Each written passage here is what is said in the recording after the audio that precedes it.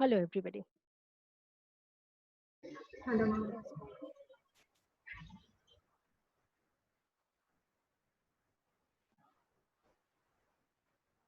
So this is the, as I mentioned, this is the in commodity extension of the previous thing.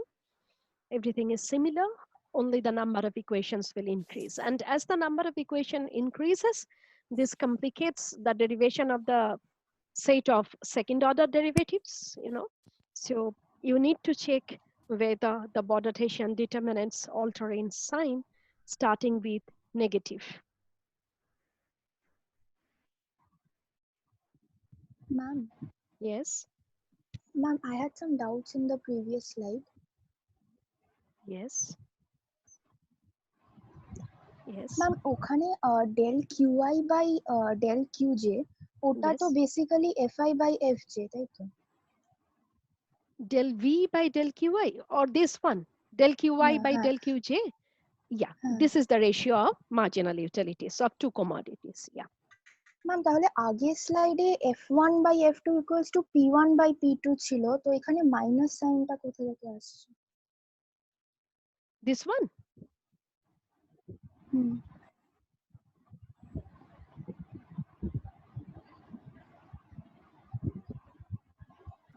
this you can write, if I write del Qi by del Qj, in that case, we are taking the derivative of this expression, and then that is equal to fi by fj. So if we go back, this is the dx2 by dx1 concept, isn't it? Look, this is this one. The same thing has been written in this format. Minus of dx2 by dx1 is basically f1 by f2. So if you write in terms of fi by fj, now minus sign will be not there. But if you write in terms of dq2 by dqi by dqj, in that case, there will be the minus sign. The same thing you can write in terms of change in two quantities, or you can write the expression in terms of fi by fj. If you write in terms of this fi by fj, no minus sign will be there. Is it okay? Yes ma'am ma'am তাহলে আমরা এখান থেকে fi by Yes, fj yeah. ভ্যালুটাকে substitute করে এখানে লিখছি। Yes. You can avoid writing this term. You can directly write fi by fj.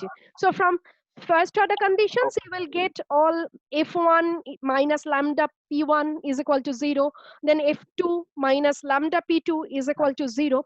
So f3 and the equation will move up to fn minus lambda pn is equal to 0, and after that we will get this entire income constraint. So easily we can write f1 by f2, then f1 by f3 relative ratios of marginal utilities which will be equal to relative ratio of relevant prices. So instead of writing minus del q by del qj, it is absolutely fine if you write fi by fj. In that case, there will be no negative sign. Ma'am, this becomes Okay, the ma'am. equation of the angel curve. This is the equation to the angel curve. Yeah, income consumption curve or angel curve, same thing. Mm.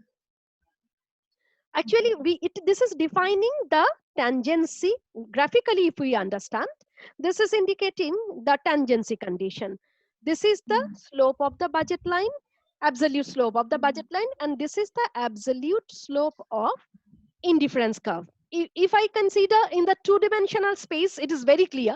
If we consider the n-dimension kind of thing, the level curve is also n-dimensional, strictly convex curve, you know.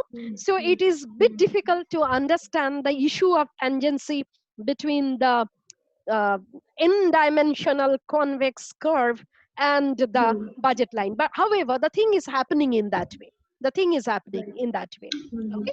So always when we are understanding two commodity is better, because graphically we can visualize the entire matter.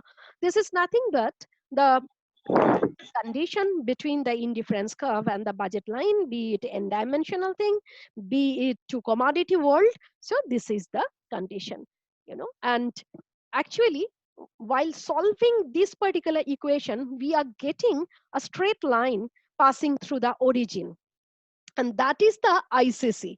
So, you know, when we will do the numerical exercises, when you will solve this thing, under most of the circumstances, you will find this is a straight line passing through the origin. So in case of n commodities, we will have a number of straight lines passing through the origin.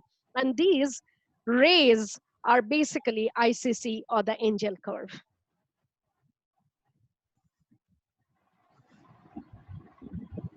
Is it clear?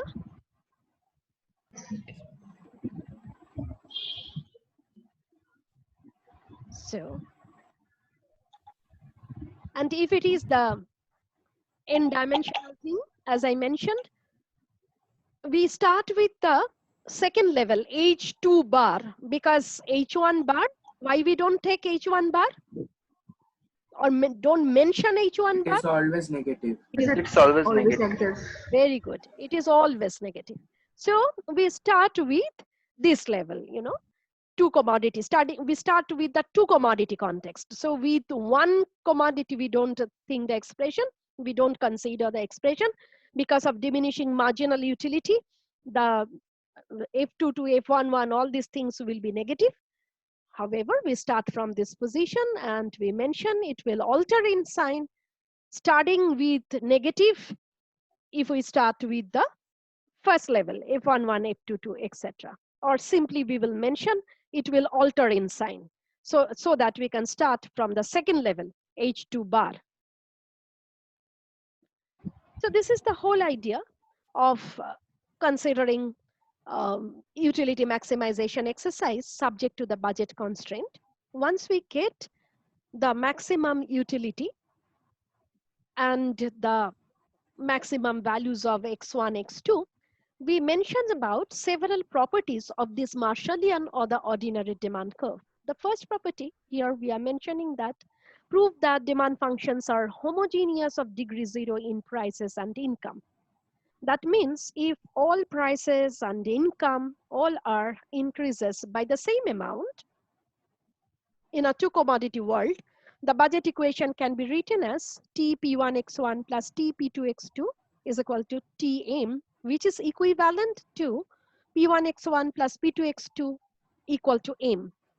Similarly, if we consider the equation to the ICC, the equation to the ICC is F1 by F2 is equal to P1 by P2.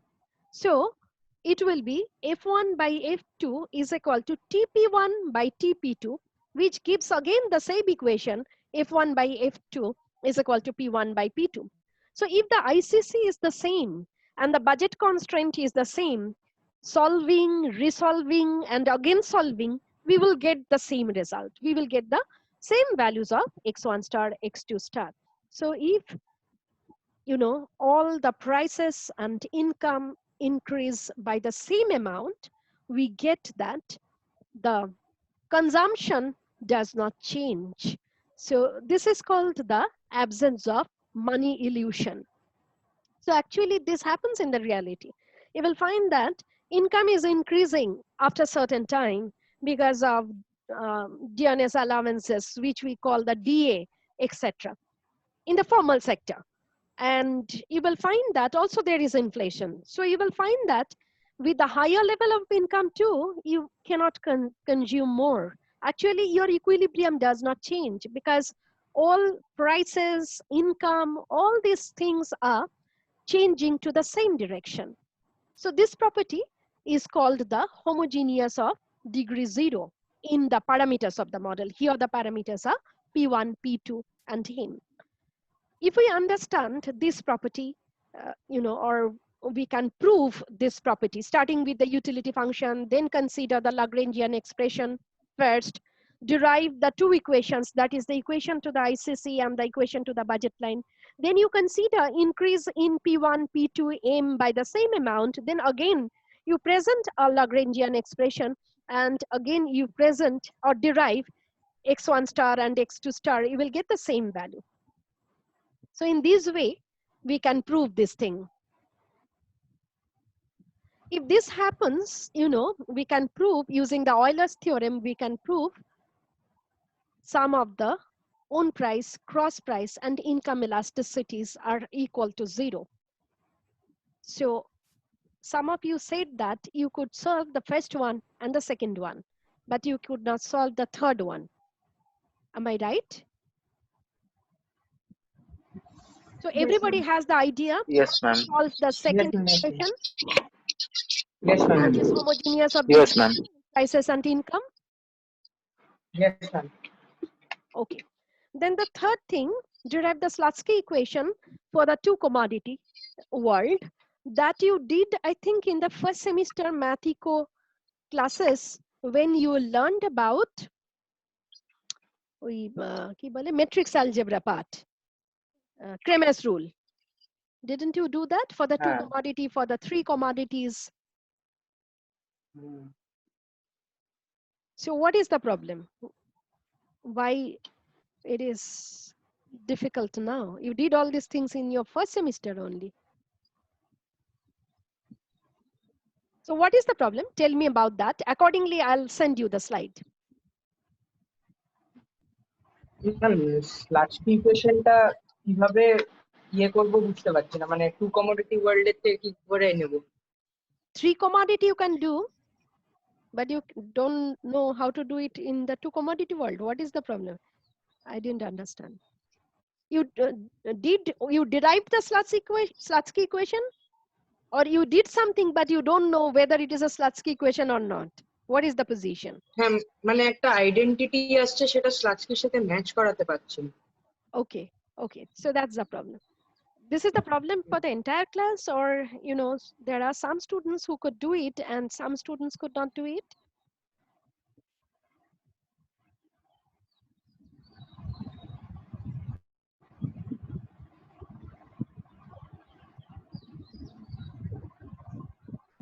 Okay, is there anyone who will be able to share his or her thought with us, how he or she did it and how he or she matched the thing with the Slutsky equation?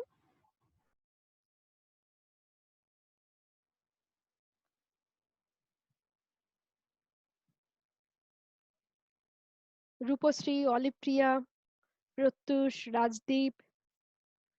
আমি তো পারিনি বললাম। Or Rajdeep, match করতে। yes, match আমার লাস্টে গিয়ে আটকে গেছে। last হয়নি আইটেম। ঠিক আছে। So let me send a brief, or the slides on Slutsky equation, and We will discuss the matter if still it is not understandable in the next class. Okay, Okay, ma'am. because ma'am mostly আমার that একটা will doubt be ছিল। bolo. Ma'am বলছি যে আমরা এই যে আগের যে স্লাইডটা মানে যেখানে আমরা ওটা প্রুফ করছি যে demand curve is homogeneous to the degree 0, হ্যাঁ, তো ওইখানে আমরা যে মানে যখন আমরা লিখবো খাতায় তখন কি ওই মানে ইনিশিয়াল ডিমান্ড ফাংশনটা মানে এমনি লিখে দেবো, মানে ওটা তো আর ইনিশিয়াল বাজেট কনস্ট্রেন্ট বা you utility will function start থেকে with ডিরাইভ the, করার দরকার নেই। you will consider the initial utility function যেরকম ভাবে we start. আচ্ছা, হ্যাঁ হ্যাঁ, হ্যাঁ হ্যাঁ so we will consider this initial utility function, then we will consider this budget line and this expression, and then we will come here, equation number 4, hmm, 1 2 3 4, and we will mention solving 3 and হ্যাঁ we will get হ্যাঁ x1 star x2 star like this. Then we will increase the values of হ্যাঁ p1 and p2 by the same amount. Okay, and we will okay rewrite the Lagrangian expression.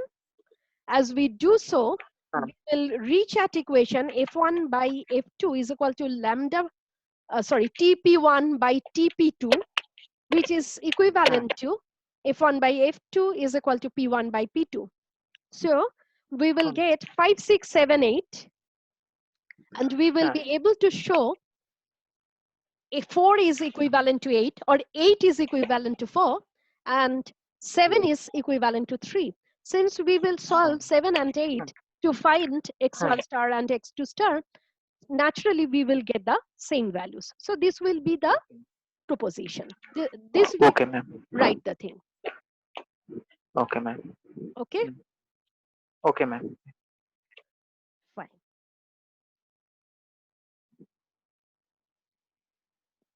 So next we are moving for the expenditure minimization. So here, as if the utility level, there is an indifference curve. Utility level is given, and we want to have some kind of expenditure to attain that fixed level of utility. So I have in our mind some fixed level of satisfaction, and I want to earn something which will provide me this level of satisfaction. So this is the idea. So with the minimum expenditure, how I can attain that particular combination of commodities. That is my objective, because I'm the rational consumer. So I'll try to assume the problem in this direction. With the minimum expenditure, how I can achieve this level of satisfaction.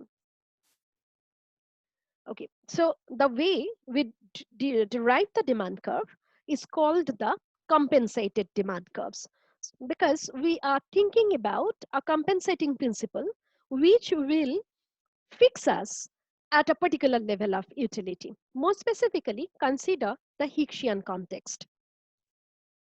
So we have a fixed level of utility given by a fixed indifference curve. So we don't have an indifference map. Rather, we have a particular indifference curve. And then we have a bunch of budget lines. And among this line, which is touching that particular level of indifference curve, we are selecting that expenditure as the best level of, that is the minimum level of expenditure. So this is the idea.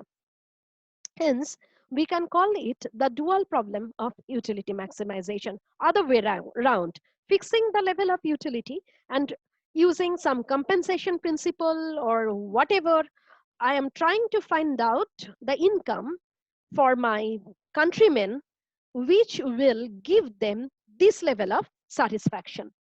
So this is the idea. Then the mathematical exercises, so minimize expenditure subject to a fixed level of utility. Corresponding Lagrange expression will be given by L is equal to P1x1 plus P2x2 plus lambda U naught minus U x1 x2. So here the constraint is considered as U naught is equal to U of x1 x2.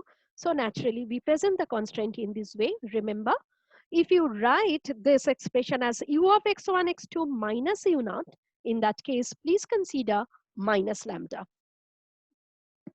Then we consider the necessary first order conditions, that is del L by del x1, which is given by P1 minus lambda del U by del x1 is equal to 0, which can be presented as P1 is equal to lambda del U by del x1. The second expression, del L by del x2, can be presented as P2 is equal to lambda del U by del x2. And the final expression, del L by del lambda, can be presented as U0 minus U of x1, x2 is equal to 0. We will follow the similar fashion, that is, because we have to solve for two unknown variables only. So we will combine 1 and 2, which will give us the similar equation, P1 by P2 is equal to ratio of marginal utilities, and that we will solve with the fixed level of utility U0 is equal to U of x1, x2. So we will get the solution like this, x1 star and x2 star, which are the functions of P1, P2, and the fixed level of utility. So think about the compensation principle we discussed in context of the Hicksian measure.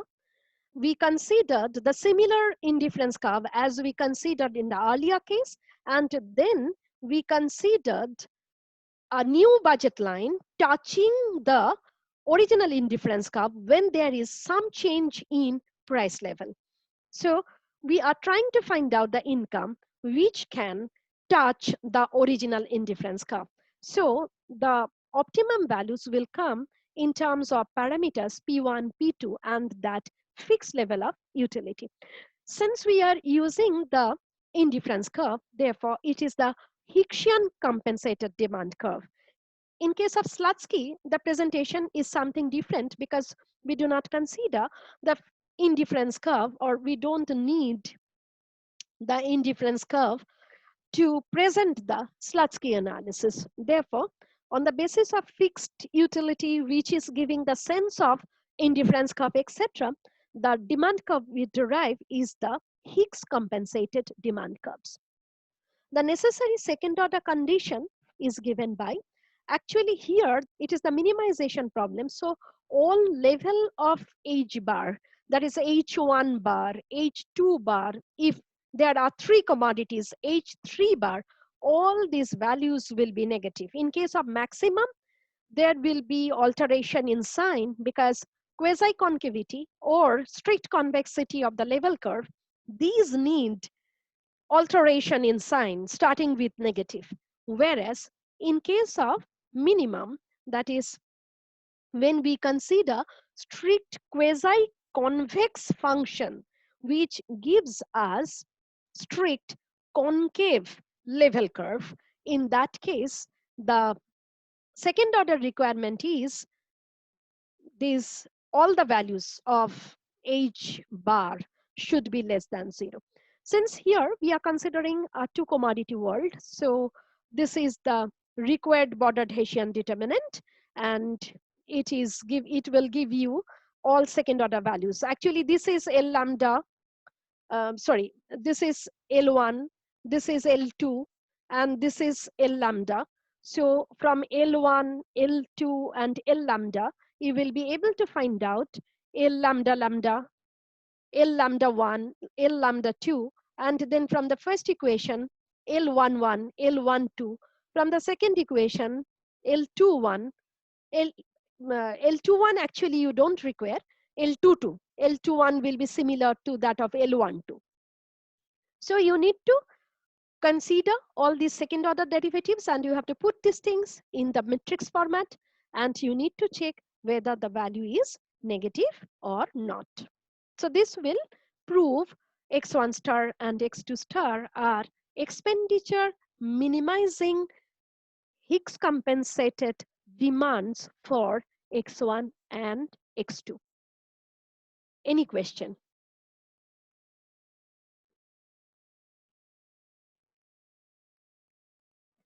So like the utility maximization context, just a minute, like the utility maximization context, here you write the entire thing.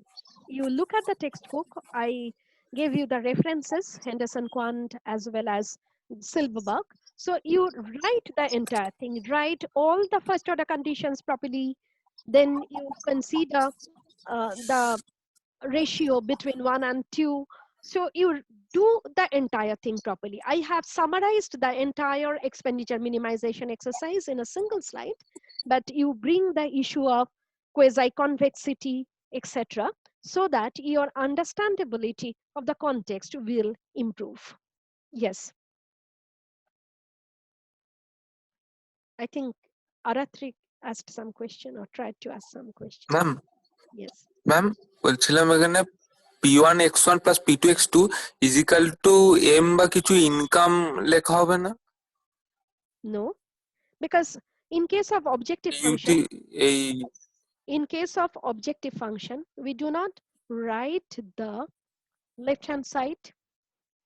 If you look at the utility maximization exercise, did you write u minus something in the objective function?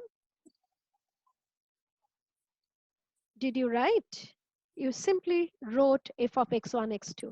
You didn't write the expression as u minus f1, f of x1, x2. For the constraint, we do the thing in that way. In the right-hand side, we bring the value to be equal to 0. For the objective function, we don't do the thing in that way. We write simply the objective function in terms of unknown variables of the model.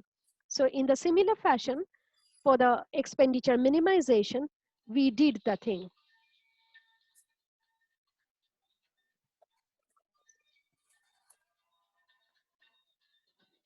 Just a minute.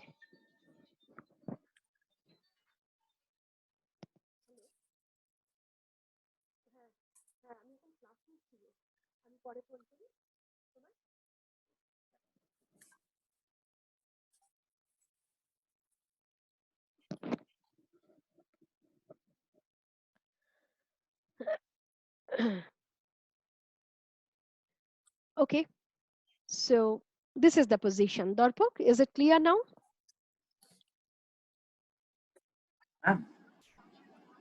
Yes.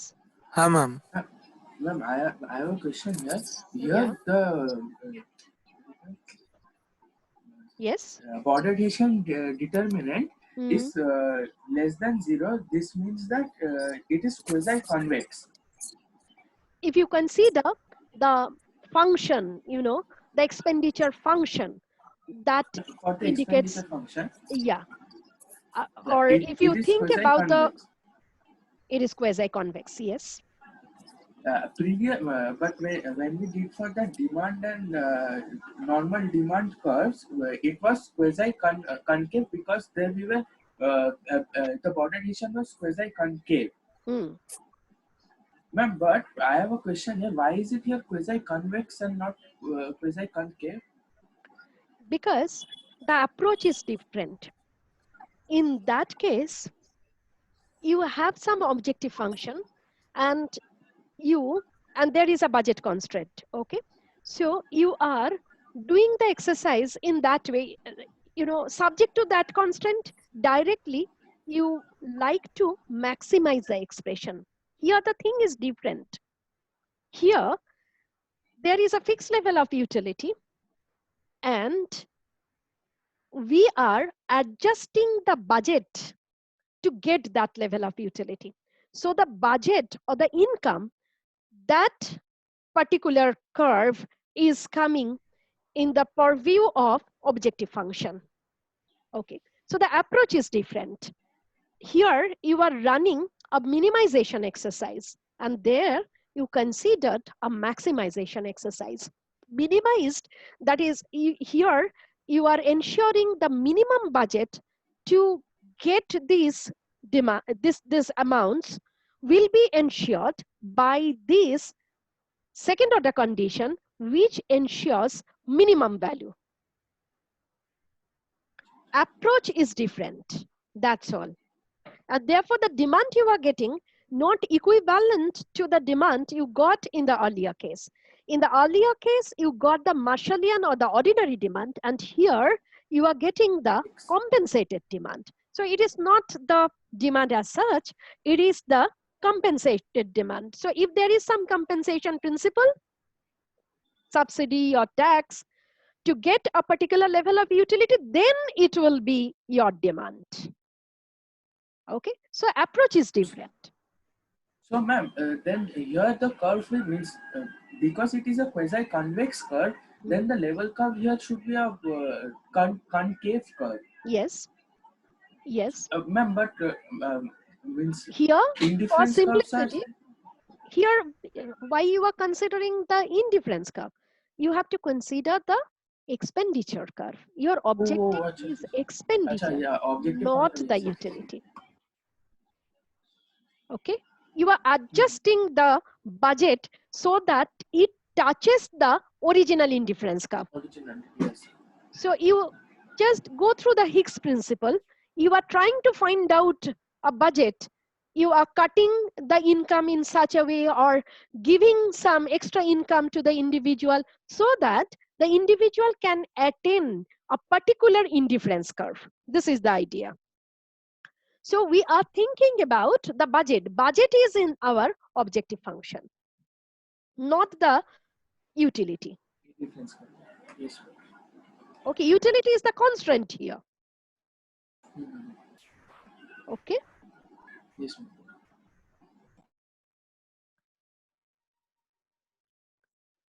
So this completes the derivation of the demand curve, derivation of the Marshallian demand curve, Higgs demand curve, etc.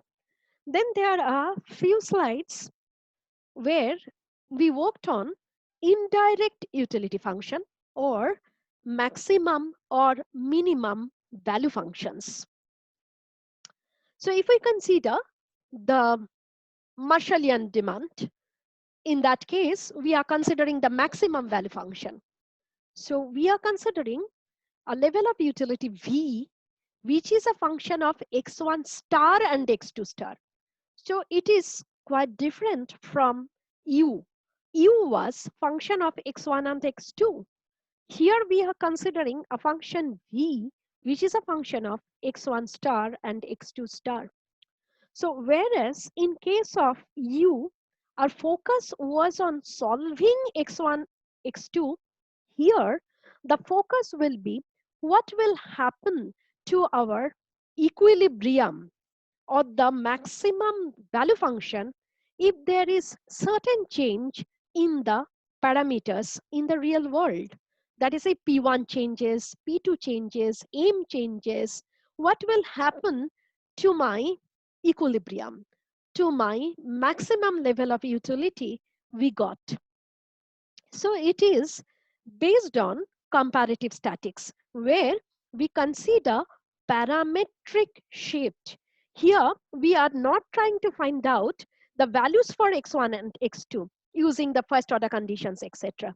Rather, the value function is with us and we are trying to find out what will happen to this value function, that is my optimum choice, if there is some parametric shifts. Okay, so we had some equilibrium before COVID, after COVID, or during COVID, so many things changed.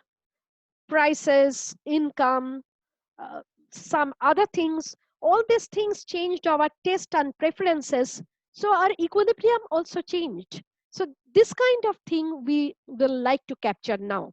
So if there is some change in the external factors, parametric shift, then how there will be some change in the equilibrium, how we will capture this. Among different possibilities, different types of comparative statics, a very popular comparative static in context of indirect utility function is derivation of Roy's identities. The identities are x1 star, the same utility, maximum utility with respect to x1, can be given as or can be presented as minus of del v by del p1, that is change in the value function with respect to change in p1, divided by del v by del m. So in between there are two comparative statics. We are deriving del v by del p1 we are deriving del V by del M.